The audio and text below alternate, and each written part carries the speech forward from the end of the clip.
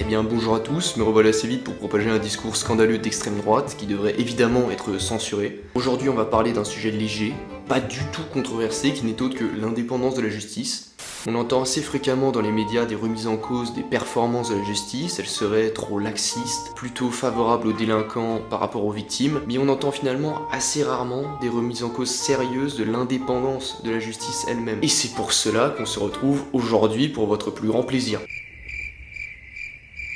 Vu que c'est un sujet particulièrement complexe et qu'on voulait pas non plus faire une vidéo de 25 minutes, parce qu'évidemment personne ne regarderait une vidéo sur l'institution judiciaire pendant 25 minutes sans se tirer une balle, on a décidé de faire ça en deux vidéos. La vidéo que vous êtes en train de regarder traitera le sujet sur l'aspect politique, et la seconde vidéo qui viendra je ne sais dans combien de temps traitera l'aspect institutionnel, juridique. Bref, maintenant que c'est compris, passons directement à notre sujet du jour, l'indépendance de la justice.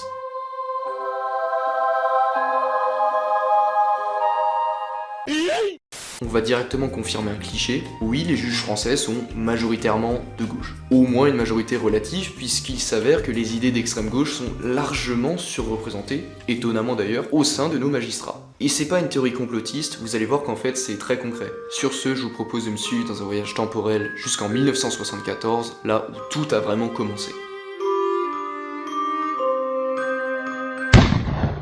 En plein été 1974, Oswald Baudot, qui est alors un substitut du procureur de la République à Marseille et membre du fameux syndicat de la magistrature, publie la fameuse harangue de Baudot, la harangue des magistrats qui débutent, un texte totalement partial, et vous allez le voir totalement scandaleux, mais dont l'objectif est noble, puisque l'intention derrière ce texte est avant tout de rendre la justice plus juste. Oswald Baudot prétend connaître les clés pour rendre la justice réellement juste, réellement impartiale, et ce, en passant par des mécanismes bien connus et que vous adorez tous, la fameuse discrimination positive.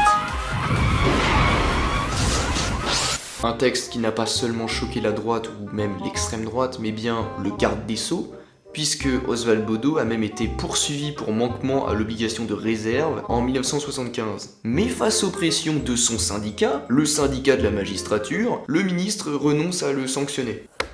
Pourquoi c'est un problème? Vous allez vite le comprendre. Mesdames et messieurs, place au scandale, ou autrement dit, à la harangue à des magistrats qui débutent de Oswald Baudot. Savourez bien ce moment, vous allez adorer. Soyez partiaux, examinez toujours où sont le fort et le faible qui ne se confondent pas nécessairement avec le délinquant et sa victime. Ayez un préjugé favorable pour la femme contre le mari, pour l'enfant contre le père, pour le débiteur contre le créancier, pour l'ouvrier contre le patron, pour l'écrasé contre la compagnie d'assurance de l'écraseur, pour le malade contre la sécurité sociale, pour le voleur contre la police, pour le plaideur contre la justice. Au cas où vous auriez oublié, rappelez-vous que l'objectif de ce texte c'est avant tout de rendre la justice meilleure, par exemple en ayant un préjugé favorable aux voleurs plutôt qu'aux policiers, ce qui semble être une évidence pour que la justice soit meilleure. Il faut comprendre que ça c'est le pilier du syndicat de la magistrature. C'est le pilier de l'idéologie d'extrême gauche qui est encore aujourd'hui présente au sein du syndicat de la magistrature. Mais comme vous pourriez penser que ce que je dis est biaisé par mes opinions politiques, je vais vous laisser vous faire votre propre avis sur la fabuleuse histoire du mur des cons. Cette fabuleuse histoire commence en avril 2013 lorsque le site d'information Atlantico publie une vidéo montrant un panneau intitulé Le mur des cons au sein d'un des locaux du syndicat de la magistrature. Ce qui semble être une blague au premier abord est en fait bien plus grave que ça puisqu'on retrouve un certain nombre de personnalités politiques sur ce mur et qui, comme par hasard, ont un point commun, elles sont majoritairement de droite. Incroyable hasard, alors là... On y retrouve des hommes politiques, des intellectuels ou des journalistes. On pourrait penser que c'est suffisant pour créer un scandale. Et vous auriez raison. Mais rappelez-vous qu'il ne faut jamais sous-estimer l'extrême gauche. Les membres du syndicat de la magistrature ont eu la fabuleuse idée que d'afficher sur ce mur des cons des parents de victimes de viol et de meurtre. Est-ce que c'est bon pour vous? Vous vous doutez bien que lorsqu'un journaliste nommé Clément Weil découvre ce mur des cons et en prend une vidéo discrètement, le fait de la rendre publique ne pouvait que générer un scandale énorme au sein de l'institution judiciaire. Lorsque le journaliste se lève, il ne sait pas encore de quoi il s'agit, faut vraiment se rendre compte que la vidéo que vous êtes en train de regarder est un argument de choix pour expliquer en quoi notre magistrature française n'est pas neutre. Je découvre ce mur des cons qui pourrait paraître banal s'il s'agissait d'un syndicat de postiers, de sidérurgistes, de journalistes, et je Je crois d'abord qu'il s'agit d'une plaisanterie et je me dis il y a un problème. Ils ont mis, pour dire les choses rapidement, que des hommes politiques de droite, des intellectuels de droite, des journalistes qui leur déplaisent et visiblement quelques hommes de gauche qui manifestement ne sont pas assez à gauche. Elle démontre qu'il y a effectivement non pas des ingérences institutionnelles, mais avant tout des ingérences politiques, des ingérences idéologiques, dans un métier au sein duquel l'indépendance est absolument primordiale. Comment peut-on être un bon magistrat? Comment peut-on être un magistrat neutre lorsqu'on affiche des parents de victimes de viols et de meurtres sur un mur des cons? À ce moment précis, que ce soit les politiciens, les magistrats ou encore les parlementaires, absolument tout le monde est choqué. D'un mur des cons, rassemblant, rassurez-vous, il y en a chez vous. Rassemblant des personnalités politiques, magistrats, policiers, journalistes, intellectuels et même, mes chers collègues, et même des parents de victimes. Ce qui choque le plus, c'est surtout le fait qu'on y retrouve des parents de victimes. On y retrouve par exemple 2 pères de jeunes filles violées et tuées par des récidivistes qui avaient eu le malheur de militer en faveur du fichage génétique des délinquants sexuels et contre le laxisme de la justice. Pour Jean-Pierre Escarfel, l'un des pères de victimes figurant sur le mur des cons, le syndicat de la magistrature est déconnecté des réalités. Pour eux, les vraies victimes ne sont pas les victimes, mais ceux qui sont en prison. À votre avis, quelle est la réaction normale à avoir lorsque votre syndicat déclenche un tel scandale? S'excuser, par exemple, d'avoir affiché des parents de victimes, proposer de virer certains membres? Non, évidemment que non. La solution retenue par le syndicat de la magistrature a plutôt été de critiquer le manque de loyauté du dit journaliste et de se défendre en disant qu'ils n'insultent personne de manière publique. Puisqu'ils insultent des parents de victimes de manière privée, où est le problème?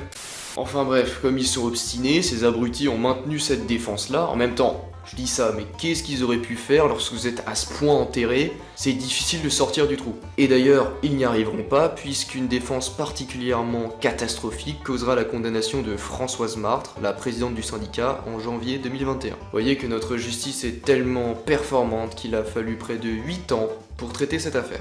Pour se rendre compte du problème, il faut s'intéresser aux élections qui ont lieu tous les 4 ans pour élire les membres du Conseil supérieur de la magistrature. C'est globalement l'élection qui nous permet de savoir de quel bord politique sont nos magistrats. Je crois que je vais encore faire des conneries! Avant toute chose, il faut savoir que le Conseil supérieur de la magistrature a pour rôle non seulement d'être une instance de réflexion sur le fonctionnement de notre justice et sa déontologie, mais il a également pour rôle de garantir son indépendance par rapport au pouvoir exécutif.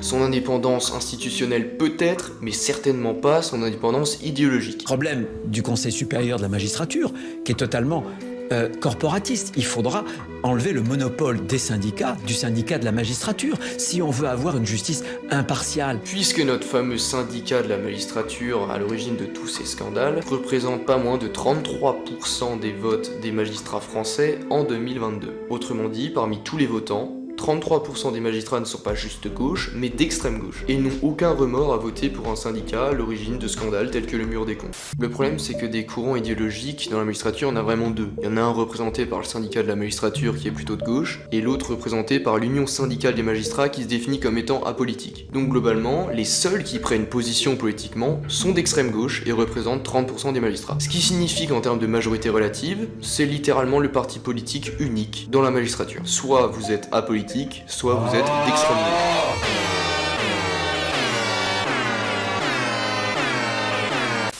Et ça permet d'expliquer un certain nombre de décisions judiciaires qu'on ne comprend pas forcément au premier abord. Lorsque des individus sont condamnés le même jour dans le même tribunal pour les mêmes faits décrits, à antécédents et nombre d'infractions égaux, on remarque par exemple que les hommes reçoivent une peine de prison ferme plus lourde que celle de leurs partenaires dans 38% des cas. Des exemples de laxisme, il y en a plein. Ça pourrait par exemple nous aider à comprendre l'histoire des doubles meurtres de Rouen commis par un individu devant être expulsé du territoire français, ayant déjà été condamné à 8 ans de prison pour viol, alors même que le code pénal en prévoit normalement 15. Oui, parce que pour ceux qui penseraient que c'est notre code pénal le problème ou nos lois, je vous invite à lire notre code pénal et à comparer les peines prévues par le code aux peines moyennes que donnent nos juges. Comme le dit Laurent Oberton, ce n'est pas nos lois le problème, c'est surtout l'application de celles-ci. Nos juges ne sont absolument pas la bouche de la loi comme pouvait le prétendre Montesquieu. Maintenant, on pourrait également parler du cas de Joad Oubadris, 40 ans, ayant tenté d'agresser sexuellement une femme dans la rue en juillet 2019, alors qu'il était sorti de prison 2 mois plus tôt, après 7 ans de détention, alors qu'il était condamné à 12 ans de prison pour viol.